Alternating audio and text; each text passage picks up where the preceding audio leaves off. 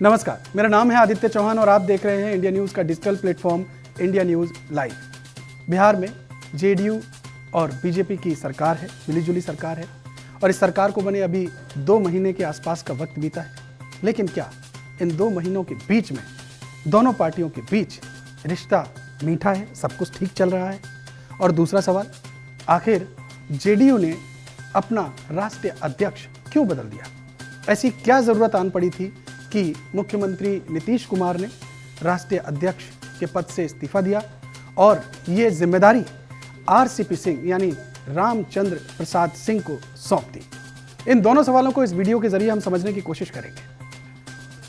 असल में जो पिछले 2 महीनों को अगर हम देखें और इसे समझने की कोशिश करें तो बीजेपी और जेडीयू के बीच में रिश्ते जो हैं वो लगातार खटपट होती आ रही है।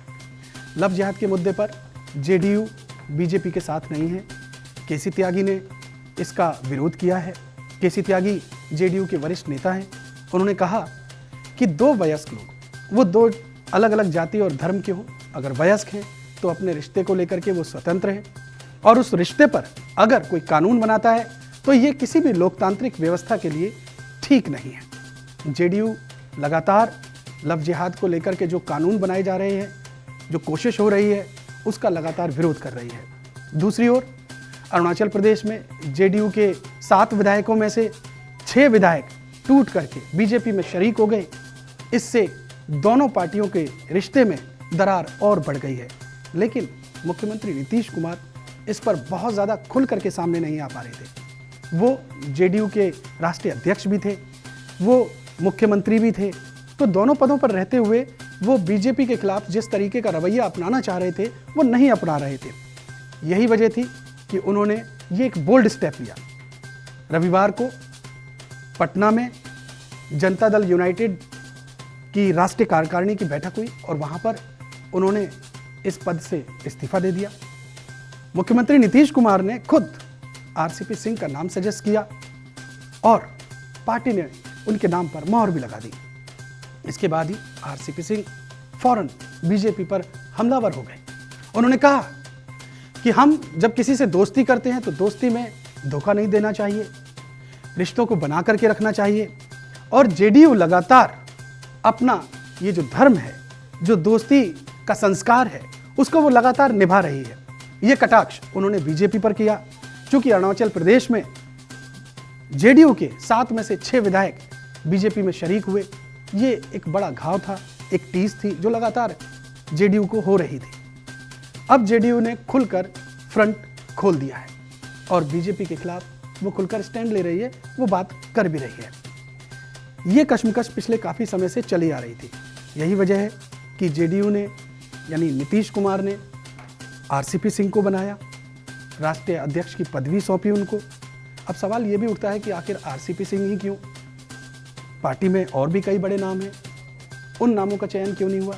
तो हमें ये भी समझना बहुत ज़रूरी है। असल में आरसीपी सिंह नालंदा से आते हैं, नालंदा से ही मुख्यमंत्री नीतीश कुमार भी आते हैं, वो काफ़ी करीबी रहे हैं उनके।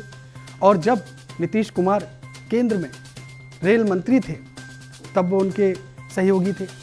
जब मुख्यमंत्री बने नीतीश कुमार तब वो उनके प्रिंसिपल सेक्रेटरी भी बने। प्रदेश के अंदर सरकार की नीतियों को लागू कराना, सरकार की नीतियों को बनाना, अफसरशाही को कंट्रोल करना, जो चुनावी रणनीतियां होती हैं उनको बनाना, इन सब में आरसीपी सिंह ने नीतीश कुमार की बहुत मदद की। इसीलिए दोनों के बीच में एक बहुत अच्छी अंडरस्टैंडिंग, एक क्लोज बॉन्डिंग थी। और एक वक्त ऐसा भी आया जब उन्होंने वीआरएस लिया और फिर उसके बाद वो पार्टी में शरीक हो गए। जेडीयू ने उनको राज्यसभा भेज दिया और तब से वो पार्टी में लगातार मेहनत कर रहे थे। पार्टी के जो नेता हैं वो उनको मानते हैं, जानते हैं, समझते हैं। पार्टी में उनकी जो हैसियत है वो नंबर 2 की हैसियत थी।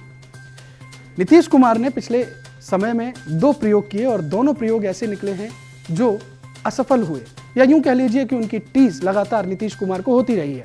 जैसे एक बार उन्होंने जीतन राम मांझी को मुख्यमंत्री बनाया, लेकिन मुख्यमंत्री बनने के बाद ही जीतन राम मांझी ने जिस तरीके का रुख अपनाया उससे ये बात बिल्कुल साफ हो चुकी थी। ये कहा भी गया कि जीतन राम मांझी ने मुख्यमंत्री नीतीश कुमार को धोखा दिया। इसके बाद शरद यादव को राष्ट्रीय अध्यक्ष के पद से हटा करके नीतीश कुमार खुद जेडीयू के राष्ट्रीय अध्यक्ष बने, दोनों में अनबन हुई, पार्टी में बिखराव हुआ, टूट भी हुई, ये भी एक अच्छा संकेत नहीं था। तो ये दो एग्जाम्पल ऐसे थे, ये दो प्रयोग ऐसे थे जो नीतीश कुमार के ठीक नहीं बैठे, ये दोनों दांव फिट नहीं बैठे।